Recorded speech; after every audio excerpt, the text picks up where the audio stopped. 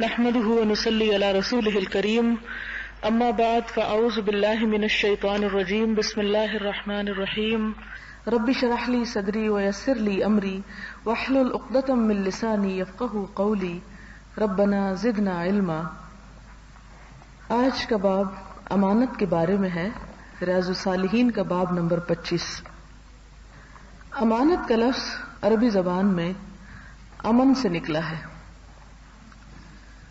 انسان اپنا مال کسی ایسے شخص کے پاس رکھے کہ جس پر اس کو بھروسہ ہو، امن ہو کہ وہ ضرور اس کو واپس بھی لوٹا دے گا، اور پھر اسی سے حقدار کو اس کا حق پورا دے دینا امانت کہلاتا ہے، اور اس کے حق میں کمی خیانت کہلاتا ہے۔ یہاں پر اس باب کا نام انہوں نے رکھا ہے الامر باداء الامانتی، امانت کی ادائیگی کا حکم۔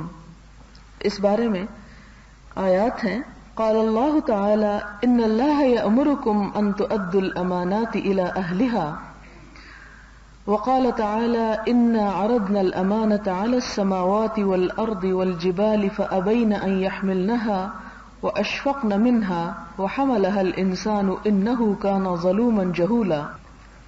یقیناً اللہ تعالی کا یہ حکم ہے کہ تم امانتیں ان کے اہل اور حقدار کے سپرد کر دو، اور اسی طرح اللہ تعالیٰ نے فرمایا ہم نے اپنی امانت آسمانوں، زمین اور پہاڑوں کو سپرد کرنی چاہیے، مگر وہ اس کے برداشت کرنے سے خوف زدہ ہو گئے اور انکار کر دیا، اور انسان نے اسے برداشت کر لیا کیونکہ وہ نادان اور ظالم تھا۔ یہ دو آیات ہیں، ان میں سے پہلی آیت جو ہے وہ تمام امانتوں کو عام ہے، ہر قسم کی امانت، کہ تم حقدار کو اس کی امانت واپس کرو۔ اس میں مال بھی آتا ہے، اس میں عہدے بھی آتے ہیں، یہاں دراصل میرٹ کی بات بھی ہے۔ لیکن دوسری جو امانت ہے، اس سے مراد اللہ کی کتاب ہے اور دین ہدایت ہے۔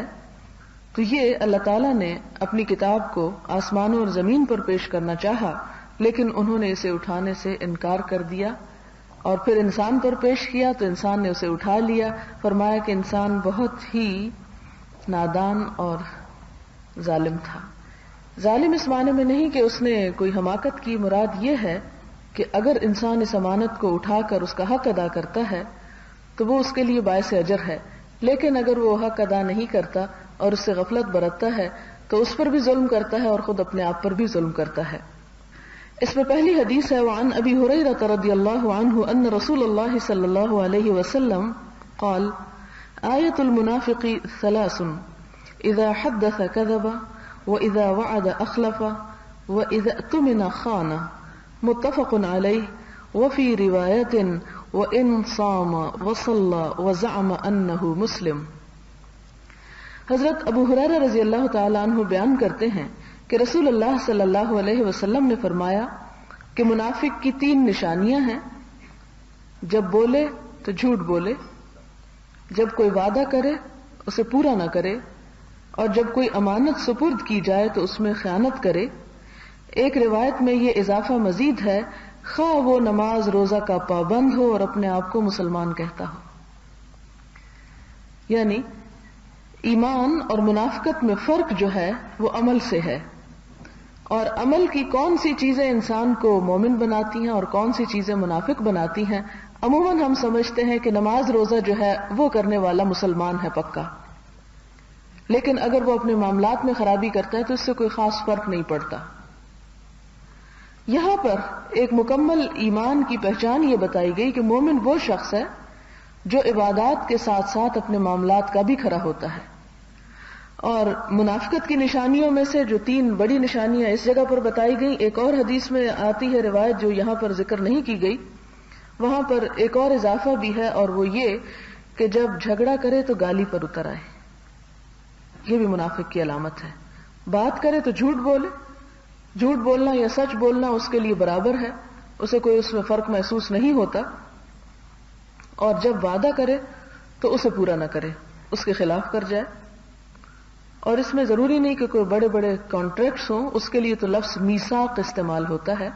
یا وعدے سے مراد عام روزمرہ زندگی میں انسان جو لوگوں کے ساتھ معاملات کرتے ہوئے وعدہ کرتا ہے کسی چیز کے لین دین کا، وہ مراد ہے. اور اسی طرح امانت میں خیانت، کہ اگر اس کے پاس کوئی شخص اپنا مال یا کوئی اپنی عزت آبرو اس کے حوالے کرتا ہے تو وہ اس کی حفاظت نہ کرے، اس میں خیانت کر جائے. خیانت دو طرح سے ہوتی ہے، ایک تو یہ کہ بالکل ہی وہ چیز غائب کر دی جائے، دوسرا یہ کہ اس کو بحفاظت اس طرح نہ لوٹایا جائے جس طرح کہ لوٹایا جانا چاہیے. جس سے مشورہ لیا جائے وہ بھی امانتی ہے. المستشار مؤتمن، کہ اس کو بھی امانت کا پاس کرنا چاہیے. اور اسی طرح اگر کوئی شخص کسی بات کے بعد میں یہ کہہ دے کہ یہ بات آپ کسی کو نہ کہیں تو وہ بھی ایک طرح سے اس کے پاس امانت ہو جاتی ہے. اسی طرح یہ چیز بھی امانت میں شامل ہو جاتی ہے. اس کے بارے میں یہاں تک فرمایا کہ جب کوئی تم سے بات کرتے ہوئے زبان سے نہ بھی کہے کہ کسی کو نہ بتاؤ، لیکن اگر وہ ادھر ادھر دیکھ رہا ہے جس کا مطلب ہے کہ وہ بات صرف آپ ہی کو کہی جا رہی ہے اور دوسرے کو نہیں کہی جا رہی، جو کہ اس کا ادھر ادھر دیکھنا اس بات کی علامت ہے کہ کوئی اور شخص تو اسے نہیں سن رہا، تو وہ بھی اس میں شامل ہو جاتی ہے اور وہ بھی خیانت میں آ جاتا ہے.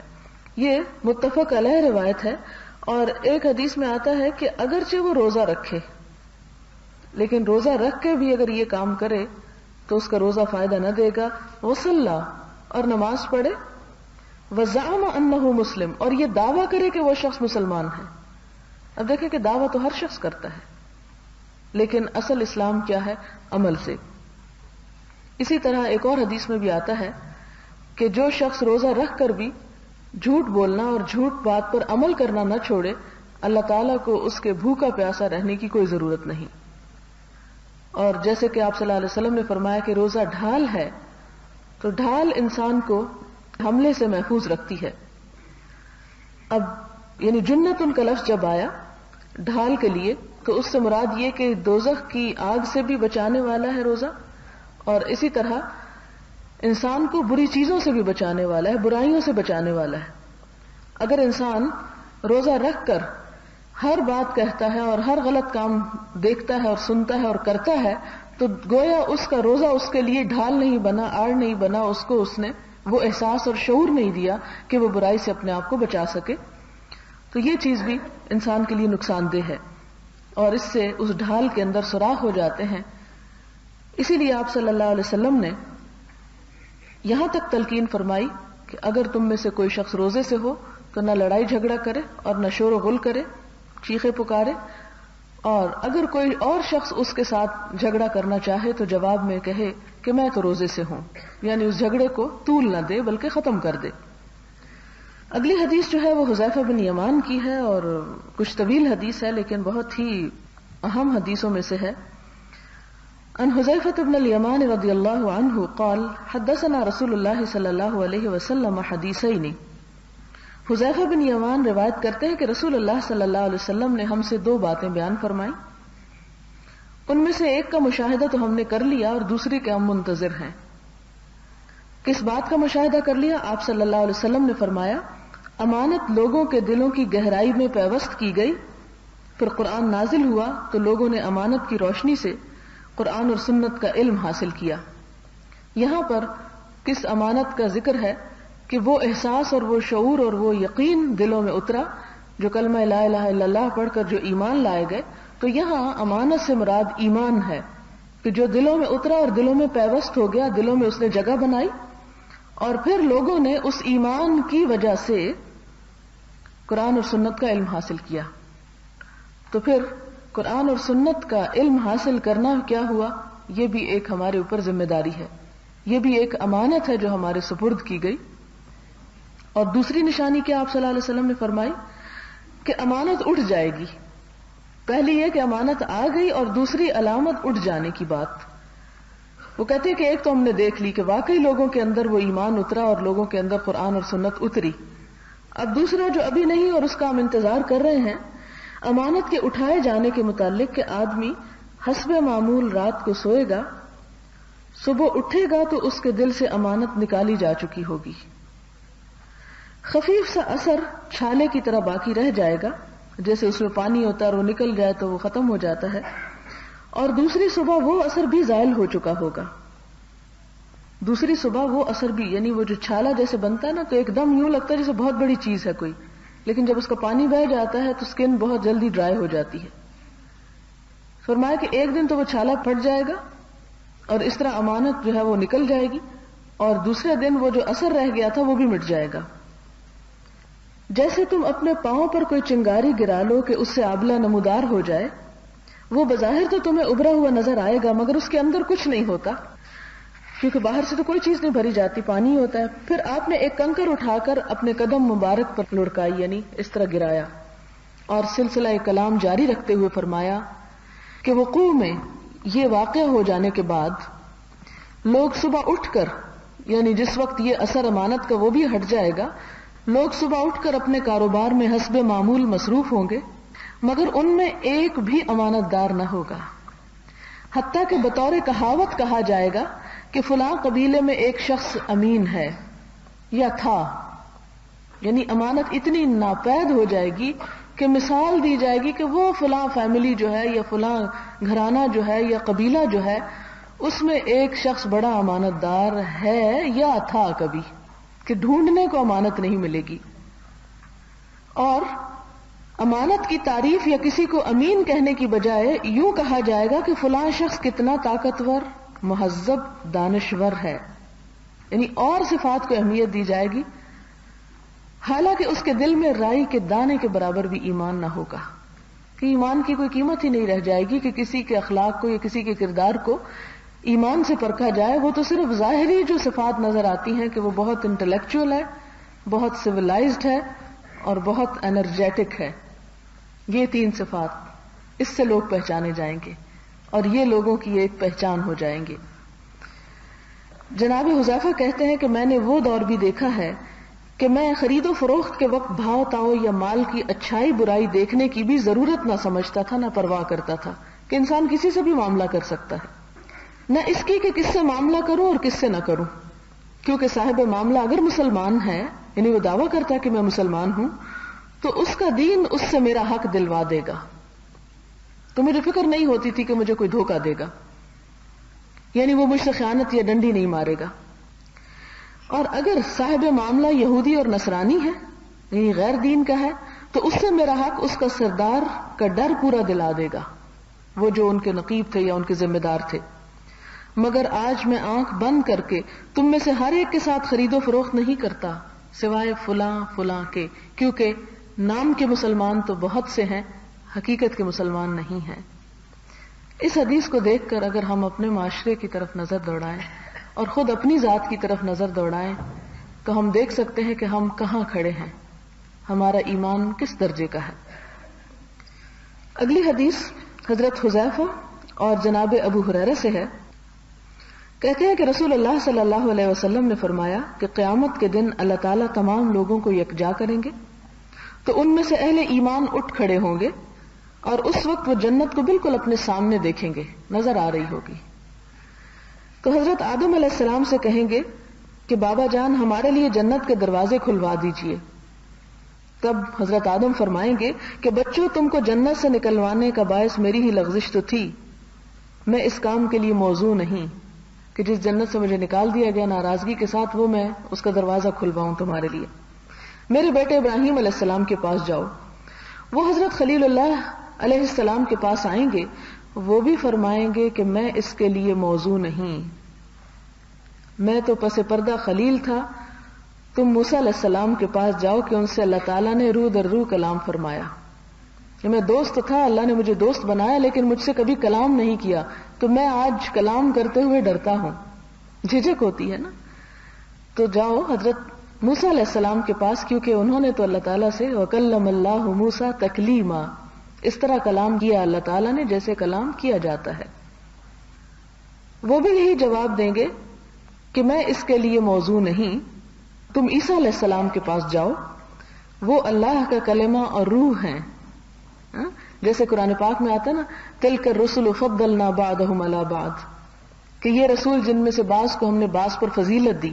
اب یہ ان کی علامات ہیں کہ کس کو کس طرح کی فضیلت ملی، کیونکہ اللہ تعالیٰ نے فرمایا نا عیسیٰ علیہ السلام اللہ کا کلمہ اور روح ہے، مگر عیسیٰ علیہ السلام بھی یہی جواب دیں گے کہ میں اس کے لیے موزوں نہیں۔ تب وہ اہل ایمان حضرت محمد صلی اللہ علیہ وسلم کی خدمت میں آ کر یہی درخواست کریں گے، تب آپ اٹھ کھڑے ہوں گے اور آپ کو اذن شفاعت ہوگا اور امانت اور رحم کو بھیجا جائے گا، وہ آ کر پل صراط کے دائیں بائیں رخ کھڑے ہوں گے آمنے سامنے۔ اس وقت تم میں سے پہلا گروہ پل صراط سے بجلی کی مانند گزرے گا، جیسے الیکٹرک لفٹ پر ہوتا ہے کوئی۔ راوی کہتے ہیں کہ میں نے عرض کیا کہ آپ پر میرے ماں باپ قربان، بجلی کی مانند گزرنے کا کیا مطلب ہے؟ ہمیں تو یہ بات شاید ذرا آسانی سے سمجھ آ جائے، لیکن اس دور میں تو لوگوں نے اتنی تیز رفتار کوئی چیز نہیں دیکھی تھی سوائے کہ آسمان سے جو بجلی اترتی ہے۔ آپ صلی اللہ علیہ وسلم نے فرمایا تم نے بجلی کو نہیں دیکھا کتنی تیزی سے لمحے بھر میں جا کر پلٹ آتی ہے، کرنٹ کتنا تیز ہوتا ہے اس کا۔ پھر کچھ لوگ ہوا کی طرح گزریں گے، کچھ پرندوں کی طرح، کچھ انسان کی تیز دوڑ کی طرح۔ رفتار کا یہ فرق اعمال کے سبب ہوگا۔ اس وقت تمہارا نبی صلی اللہ علیہ وسلم پل صراط پر کھڑا رب سلم رب سلم، اللہ سلامت رکھنا، اے رب سلامت رکھنا، کہ ورد میں مشغول ہوں گے کہ میری امت گزر رہی ہے، کوئی نیچے نہ جا پڑے۔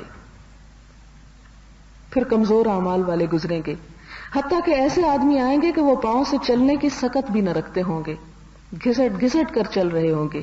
پل صراط کے دونوں جانب انکڑے سے لگے ہوں گے، یعنی ایسی چیزیں لگی ہوں گی کہ جو الجھانے والی ہوں گی، جیسے کانٹے وغیرہ ہوتے ہیں، جن کے متعلق حکم الہی ہوگا کہ ان کو یہ انکڑے جکڑ لیں تو وہ ان کو جکڑ لیں گے۔ بس جو شخص چرکا کھا کر بھی گزر گیا وہ بھی نجات یافتہ ہوگا، نہیں گزر گیا، اگرچہ چیز نے پکڑنے کی کوشش کی، کپڑا پھٹا یا کچھ، لیکن گزر گیا، اور کچھ اوپر تلے دوزخ میں جا پڑیں گے۔ یہ حضور صلی اللہ علیہ وسلم کی امت کے ساتھ ہوگا۔ اب آپ شفاعت کس کی کرائیں گے؟ صرف ان کی جو اس کے اہل ہوں گے، اور جو اس کے اہل نہیں ہوں گے وہ جا پڑیں گے۔ اور اس ذات کی قسم جس کے قبضے میں ابو ہریرہ کی جان ہے، جہنم کی گہرائی 70 سال کی مسافت یعنی فاصلے کے برابر ہے، کہ جس طرح کوئی شخص 70 سال سفر کرتا رہے گویا کہ پہلے دن سے زندگی کے آخری دن تک، تو جہاں جا پہنچے جہنم اتنی گہری ہے۔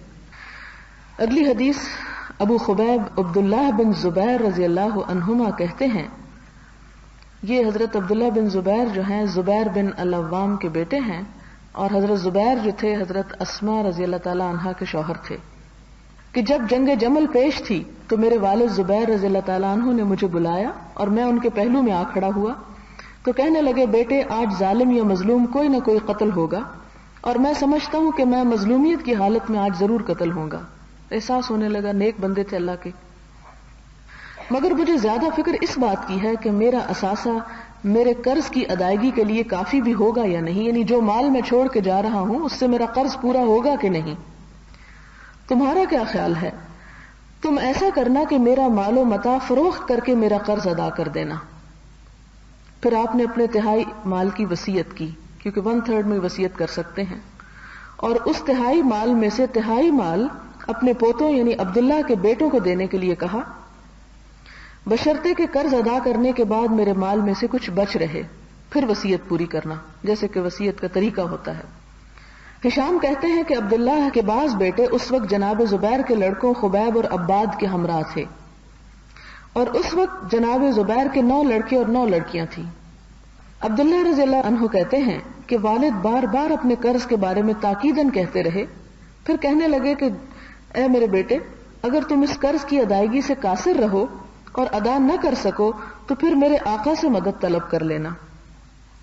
یہاں عربی کے الفاظ ہیں فَاسْتَعِنْ عَلَيْهِ بِمَوْلَايَ۔ مولا عربی زبان میں کئی معنوں میں استعمال ہوتا ہے، جس کا معنی یہ بھی ہوتا ہے کہ جس کا کوئی شخص غلام ہو یا آزاد کردہ غلام۔ تو وہ کہتے ہیں کہ میں سوچ میں پڑ گیا کہ والد کا آقا کون ہے جس سے مدد لینے کے متعلق کہہ رہے ہیں۔ بالآخر میں نے پوچھ ہی لیا کہ بابا آپ کے آقا کون ہیں؟ کہنے لگے اللہ۔ عبداللہ رضی اللہ عنہ کہتے ہیں کہ مجھے ان کے قرض کی ادائیگی میں جب بھی کوئی مشکل پیش آئی میں نے اللہ تعالیٰ سے کہا کہ اے زبیر کے آقا ان کے قرض کی ادائیگی کرا دیجئے، اور انتظام ہو جاتا تھا۔ اسی میں کہتے ہیں نا کہ جب کوئی بندہ ایسا بندہ اللہ پہ بھروسہ کر لیتا تو اللہ تعالیٰ اس کی قسم پوری کر ڈالتا ہے۔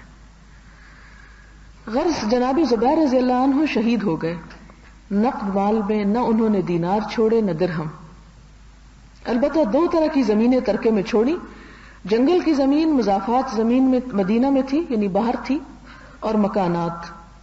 11 مکان مدینہ منورہ میں، 2 بصرہ میں، 1 کوفہ میں اور 1 مصر میں۔ اس سے یہ پتہ چلتا ہے کہ اگر اللہ کا تقوی دل میں موجود ہو تو دنیا کی کثرت انسان کو نقصان نہیں دیتی، اور نہ اس سے منع کیا گیا ہے کہ انسان کو اگر خدا دیتا ہے اور وہ انسان ناشکری کرے اور کہے کہ میں اسے نہیں لیتا کیونکہ زیادہ مال ہونا تقوی کے خلاف ہے۔ نہیں، کیونکہ عموماً ہمارے ہاں اسلام کی جو صورت پیش کی جاتی ہے وہ صرف مکہ کے ابتدائی دور کی، کہ جب مسلمان بڑی مشکلات کا شکار تھے۔ حضور صلی اللہ علیہ وسلم خود تجارت کرتے تھے، بڑے اچھے حال میں تھے، آپ کی بیوی تجارت پیشہ تھی، بہت مالدار تھی، لیکن جب حضور صلی اللہ علیہ وسلم اسلام کی طرف یعنی نبوت کا آپ کو جب وہ ملا ذمہ داری اور سارا وقت آپ کا ادھر گزرنے لگا تو معیشت کے لیے کچھ وقت نہ بچتا تھا، تو واقعی حالات کافی ناساز ہو گئے۔ اور اس وقت عام مسلمانوں کا بھی حال یہی ہو گیا کہ سب کچھ اسلام کی راہ میں چلا گیا۔ 3 سال تو وہ شیب ابی طالب میں بند کر دیا گیا، تو کام کاروبار کہاں ہوتے۔ تو اس صورت کو ہمیشہ پیش کیا جاتا ہے اور ہمیشہ یہی تاثر دیا جاتا ہے کہ اسلام میں کسی قسم کے مال یا دنیا کی کوئی گنجائش نہیں، حالانکہ اگر انسان اللہ کا اور بندوں کا حق دیتا ہے تو اس مال کی کتنی بھی کثرت ہو وہ انسان کے لیے نقصان دہ نہیں۔ پھر یہ کہ آپ مقروض کیوں تھے؟ اتنا جو مال تھا تو اتنی زمینیں تھی، اتنے مکان تھے، قرضہ کیوں تھا اتنا؟ اصل میں باب امانت میں یہ حدیث آئی ہے، آپ ذرا وجہ دیکھیں۔ ان کے مقروض ہونے کی صورت یہ تھی کہ کوئی اپنا مال بطور امانت رکھنے کے لیے لاتا تو اسے کہتے میاں میں امانت نہیں رکھتا، بطور قرض لے لیتا ہوں، جب لینا ہوگا تو میں تمہیں دے دوں گا قرضہ وہ واپس، کیونکہ امانت کی صورت میں مال تلف ہونے کا مجھے کبھی اندیشہ ہے، ایسا نہ ہو کہ میں اس کی حفاظت نہ کر سکوں اور وہ ضائع ہو جائے اور تمہارا نقصان ہو۔